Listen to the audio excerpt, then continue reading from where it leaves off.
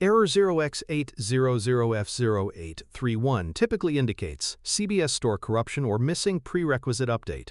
In simple terms, Windows Update is trying to install KB5077241, but one or more required system packages are missing, corrupted, or not properly registered. Here are the solutions for this issue.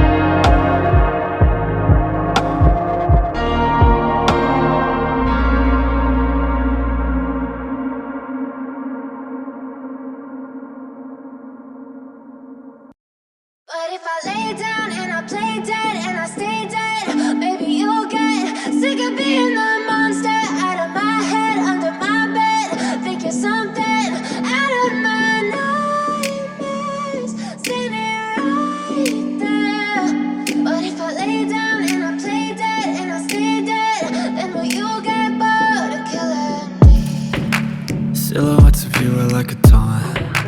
Never